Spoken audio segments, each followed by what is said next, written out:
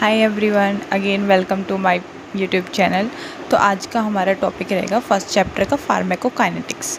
इसका मतलब ये होता है जब हम कोई भी ड्रग्स लेते हैं तो वो हमारी बॉडी में कैसे मूव करती हैं। ठीक है, तो इसको हमने 4 पार्ट्स में डिवाइड किया हुआ, that is absorption, distribution, metabolism and excretion.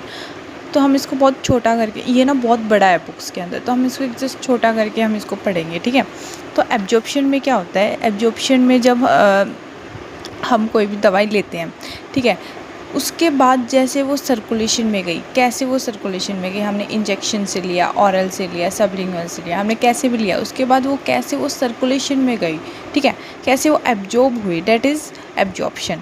तो जैसे कि फैक्टर्स हो सकते हैं, अगर कोई ड्रग है वो लिक्विड है तो जो लिक्विड ड्रग है वो इजीली एब्जॉर्ब हो जाएगी। अगर कोई ड्रग है उसके जो पार्टिकल के साइज़ हैं वो छोटे छोटे हो जाएंगे तो वो इजीली एब्जॉर्ब हो जाएगी। अगर कोई ड्रग है और लिपिड सॉल्युबल है तो वो इजीली एब्जॉर्ब हो जाएगी। अगर कोई ड्रग है वो अनआयनाइज्ड है, ठीक है, वो इजीली एब्जॉर्ब हो जाएगी। ठीक है, अगर ऑलरेडी जो हमारे स्टमक है उसमें फूड प्रेजेंट है तो कुछ कुछ ड्रग्स ऐसी हैं जो हमारे जैसे पेट में फूड होने की वजह से वो अपना एब्जॉर्प्शन या अपना काम कम हो जाएगा उसका। ठीक है, कुछ ऐसी भी ड्रग्स होती हैं। फिर हमारा सेकंड पॉइंट का आता है डिस्ट्रीब्यूशन। तो डिस्ट्रीब्यूशन ये होता है कि जब वो सिस्टमिक सर्कुलेशन में पहुंच गई ड्रग, उसके बाद वो अदर टिश्यूज़ में कैसे डिस्ट्रीब्यूट हो रही है, दैट इज़ डिस्ट्रीब्यूशन। तो डिस्ट्रीब्यूशन में जो अनआयनाइज्ड ड्रग है वो इजीली डिस्ट्रीब्यूट होती है। ठीक है, तो इसमें एक आता है प्लाज्मा प्रोटीन बाइंडिंग।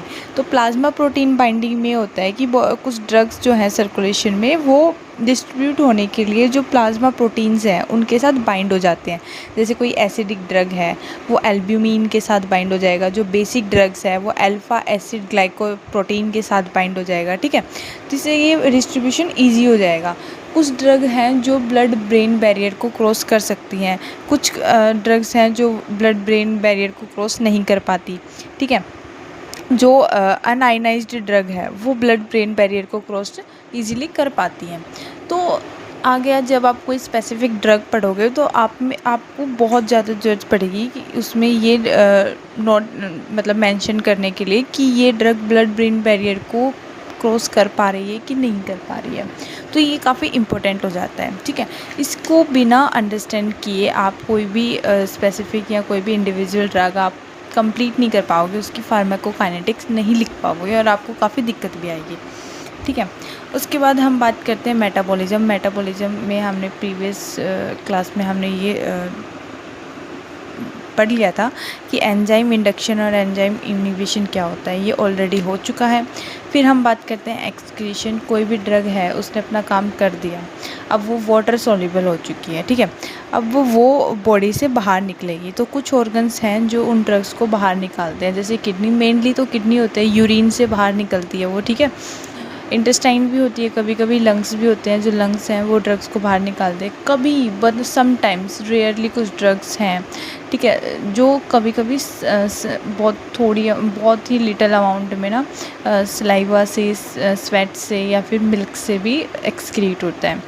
आप एक चीज़ और नोट करना, जैसे ड्रग्स हैं वो ट्रांसफ़र कैसे होती है, आप एक ये एक्स्ट्रा नोट भी लिख सकते हो कि वो ट्रांसफ़र कैसे होती है। उसके 2 मेथड होते हैं, passive and carrier mediated. Passive में ये होता है, आपने ये पहले भी पढ़ा होगा, पैसिव में high concentration to low concentration gradient आ जाता है, ड्रग मूव करती है। ठीक है, उसमें एनर्जी हमें नहीं चाहिए होती है। कैरियर मीडिएटिव में एक्टिव आ जाता है। एक्टिव ट्रांसफर कैसे होता है कि उसमें एनर्जी की हमें ज़रूरत पड़ती है। और फैसिलिटेटेड डिफ्यूजन में क्या होता है, ये एक टाइप का पैसिव ही होता है, इसमें हमें कैरियर की भी ज़रूरत पड़ती है, कैरियर प्रोटीन की। उसको एक